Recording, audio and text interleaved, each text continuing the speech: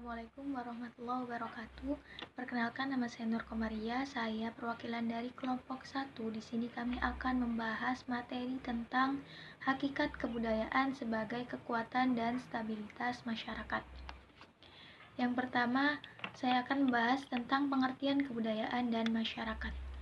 Kebudayaan berasal dari kata budi dan budaya yang berarti akal atau pikiran manusia, sehingga kebudayaan diartikan sebagai hasil pemikiran dari manusia. Kemudian ada pendapat yang mengatakan bahwa kebudayaan berasal dari kata budi dan daya. Budi berarti akal yang berupa unsur rohani, sedangkan daya berarti perbuatan yang berupa unsur jasmani, sehingga kebudayaan diartikan sebagai hasil pemikiran dari manusia dan ikhtiar dari manusia itu sendiri. Kemudian ada yang mengatakan juga bahwasannya kebudayaan berarti hasil karya, rasa, dan cipta berupa buah pikiran, ide manusia untuk memenuhi kebutuhan hidupnya. Kemudian selanjutnya ada pengertian masyarakat. Masyarakat berarti sekumpulan orang yang hidup berdampingan dengan kebudayaan dan kepribadiannya masing-masing. Oleh karena itu, perlu adanya norma-norma atau aturan-aturan yang mengatur manusia agar dapat hidup harmonis. Kemudian selanjutnya ada unsur-unsur kebudayaan. Menurut Syafruddin dan Maryam, ada beberapa unsur-unsur kebudayaan. Yang pertama ada bahasa, yang kedua ada mata pencaharian ekonomi, yang ketiga organisasi sosial, yang keempat ada sistem religi, kemudian sistem pemerintahan, sistem peralatan ekonomi, dan kesenian. Assalamualaikum warahmatullahi wabarakatuh. Nama saya Aprisilia Paraswati, perwakilan dari kelompok 1 yang akan menjelaskan tentang wujud kebudayaan beserta budaya dan lingkungan.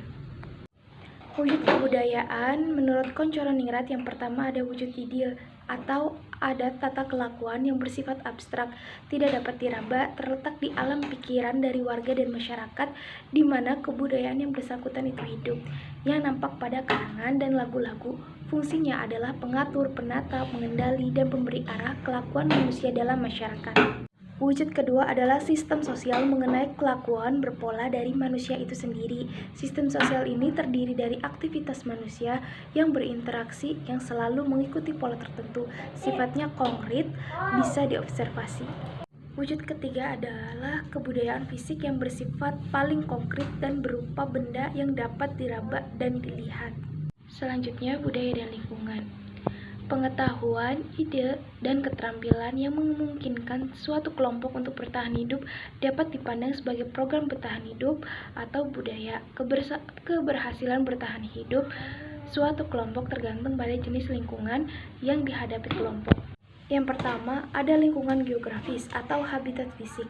Yang kedua, anggota kelompok sosial harus hidup bersama dan berinteraksi. Yang ketiga, ada suatu jenis lingkungan yang biasanya tidak memikirkannya karena tidak terlihat atau berinteraksi di dalam dunia ini. Bismillahirrahmanirrahim. Assalamualaikum warahmatullahi wabarakatuh.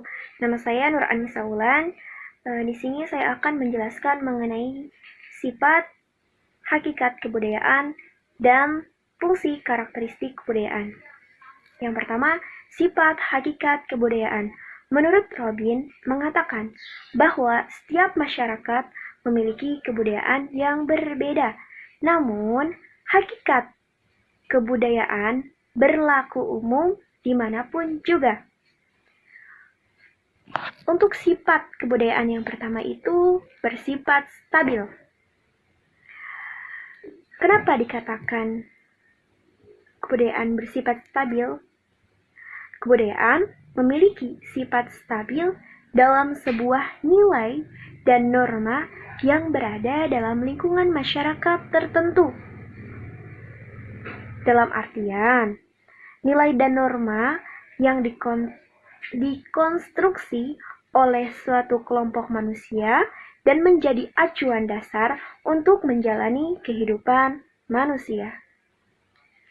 Nah, yang pertama itu bersifat stabil. Kemudian yang kedua itu kebudayaan bersifat berkesinambungan.